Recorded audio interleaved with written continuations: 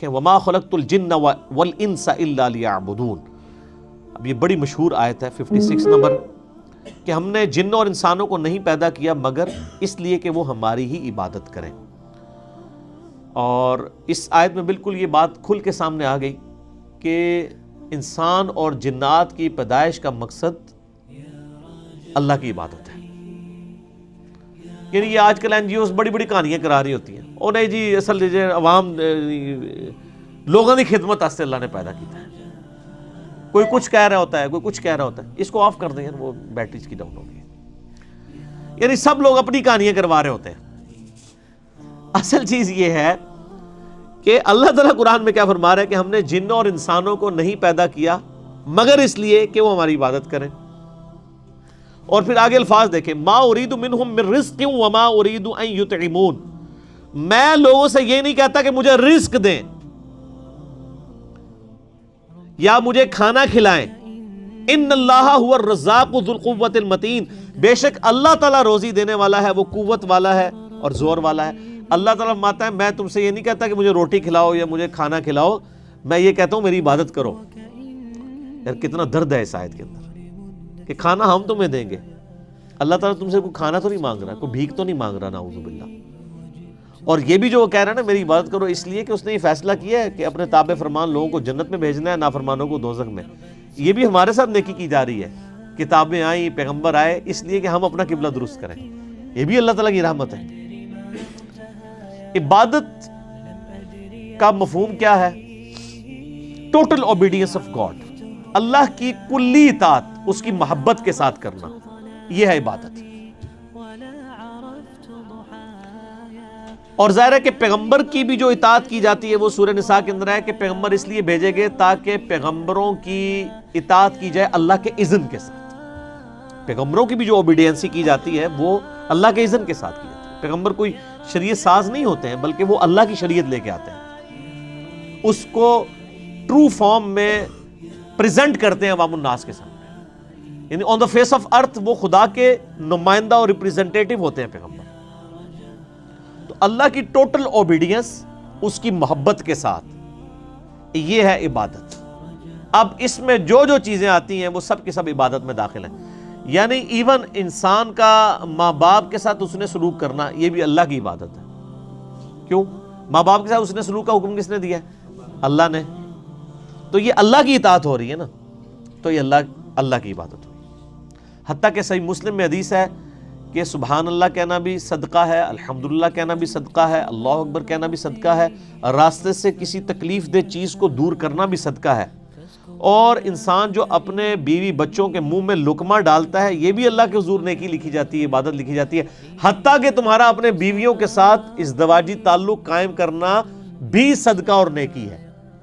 ابھی آخری بات بڑی اسٹانشنگ تھی. ایک خالصتاً حیوانی جذبہ ہے نا سیکس, وہ تو جانوروں میں بھی ہے انسانوں میں بھی ہے. تو صحابہ کرام نے پوچھا کیا بیویوں کے ساتھ تعلق قائم کرنا یہ بھی نیکی ہے, یہ بھی اللہ کی عبادت ہے؟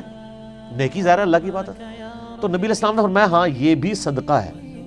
مجھے بتاؤ اگر یہی ضرورت تم کسی ایسی عورت سے پوری کرو جو تمہارے لیے حلال نہیں ہے تو کیا تمہیں گناہ ہوگا؟ صحابہ نے کہا یا رسول اللہ ہوگا. تو فرمایا کہ پھر اپنی بیوی کے ساتھ تعلق قائم کرنے پہ تمہیں ثواب بھی ہوگا. یہ ہے وہ یعنی ایک وسیع تصور اللہ کی عبادت کا. تو اللہ کی عبادت میں اس کی ٹوٹل اوبیڈینس شامل ہے. باقی ہم سمجھانے کے لیے یہ ضرور ڈویژن کر دیتے ہیں کہ یہ حقوق اللہ ہیں, یہ حقوق العباد ہیں, یہ جانوروں کے حقوق ہیں, یہ درختوں کے حقوق ہیں. وہ آپ اس کی جتنی مرضی نام رکھتے جائیں, وہ ہے سارے کے سارے حقوق اللہ ہی ہیں. کیونکہ حقوق العباد بھی جو ہیں وہ بھی اللہ کے رکھے ہوئے ہیں نا. ایک مسلمان اگر اپنے ماں باپ کے ساتھ اس نے سلوک کرتا ہے تو کس لیے؟ کہ اللہ کا حکم ہے.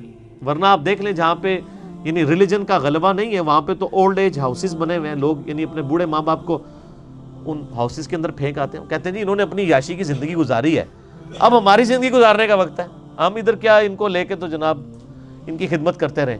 لیکن سب کانٹیننٹ کے معاشرے کے اندر بالخصوص اور مسلمانوں کے معاشرے میں بالعموم یعنی ماں باپ جب بوڑھے ہو جاتے ہیں ان کی قدر کی جاتی ہے, ان کے ساتھ رسپیکٹ والا معاملہ کیا جاتا ہے. اس لیے کہ وہ اللہ تعالیٰ کے حکم کے تحت. لہٰذا یہ جو یعنی جو ڈویژن کی گئی ہے نا کہ یہ حقوق اللہ ہیں، یہ حقوق العباد ہیں، اور پھر وہ اس کے اوپر ایمفیسائز کرنے شروع کر دیتے ہیں. این جی اوز تو یہ کہنا شروع کر دیتی ہیں او جی اللہ تو اپنے کو معاف کر دے گا، بندیاں نے نہیں کرنے.